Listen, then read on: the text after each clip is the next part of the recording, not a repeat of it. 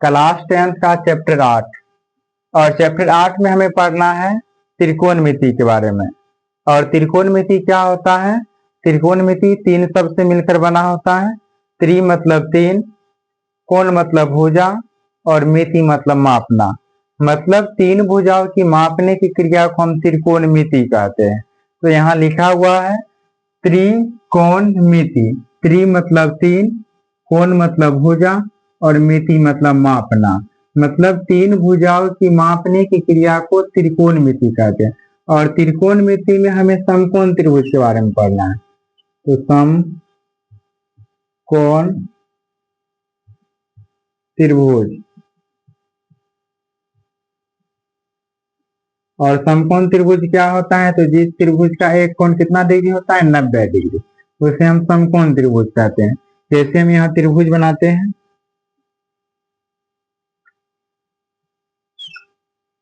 इसका नाम ए, ये हो गया बी, और ये सी। और यहाँ पे कितना होगा? 90 डिग्री। और याद रखना 90 के सामने वाला हमेशा कर्ण होता है। और ये दूसरा मानना है थीटा। थीटा ये भी मान सकते हैं और थीटा ये भी मान सकते हैं। अगर थीटा हम ए को मानते हैं तो थीटा के सामने वाला होता है लंब। ये हो गया लंब। और जो बच गया तो क्या होगा? आधार। ये है आधार। एक त्रिभुज और हम बनाते हैं।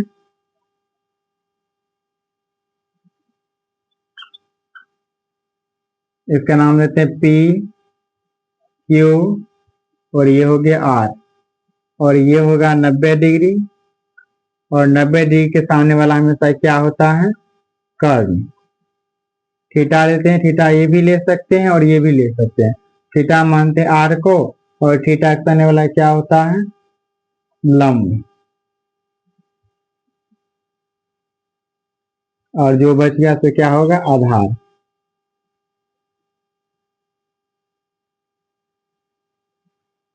फिर से बताते हैं। यह है त्रिभुज ए बी सी। और त्रिभुज ए बी सी क्या है? समकोण त्रिभुज। और समकोण त्रिभुज क्या होता है? जिस कोण का एक कोण 90 डिग्री होता है। और 90 के सामने वाला हमेशा कर्ण होता है, थीटा के सामने वाला लंब, और जो बच गया सो आधार।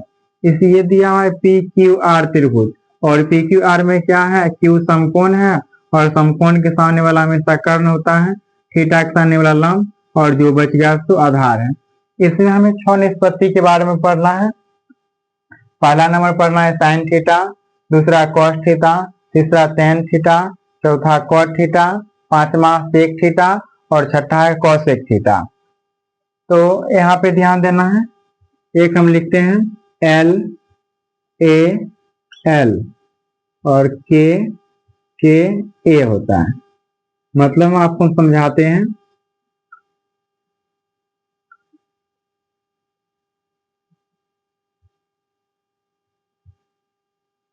एल से होता है लंब,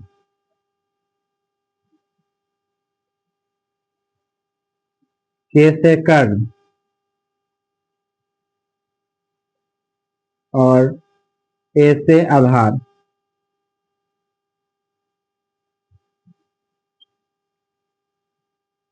ये याद करने का ट्रिक है। एल ए एल, के ए। एल से लंब, के से कर्ण, और ए से क्या है? आधार। तो इसमें 6 निष्पत्ति के बारे में पढ़ना है। पहला नंबर साइन थीटा। और साइन थीटा बराबर सूत्र क्या होता है? लंब बट्टा कर्ण। तो इसमें लिखते हैं एल बट्टा के, या इसका हिंदी लिखते हैं लंब बट्टा कर्ण। दूसरा है कॉस थीटा।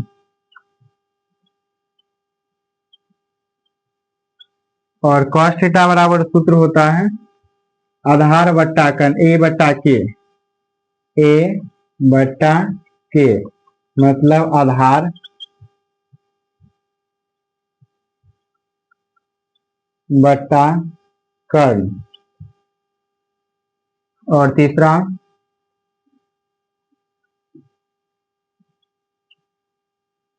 कॉट थीटा बराबर कॉट नहीं होगा। तीसरा है टेन थीटा बराबर, और टेन थीटा बराबर क्या होता है, लंब बट्टा आधार, मतलब एल बट्टा ए, एल बट्टा ए मतलब लंब, एल से लंब और ए से क्या होता है, आधार।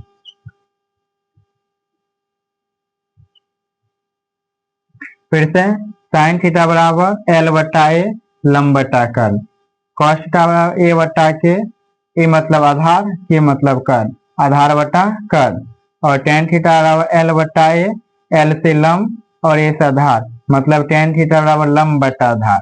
उसके अलावा साइन हमेशा इसका उल्टा होता है, कोसेक का उल्टा होता है। ये चौथा सूत्र हुआ।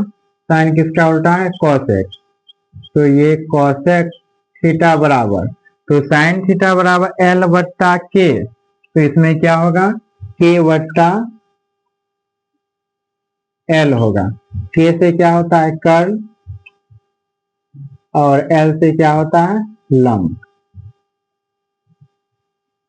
उसके अलावा पांचवा सूत्र सेक थीटा बराबर, और सेक हमेशा कॉस का उल्टा होता है, और कॉस थीटा बराबर ए बट्टा के, ये किसमें क्या हो जाएगा, के बट्टा ए, के से क्या होता है, कर्ल, और ए से क्या होता है, आधार।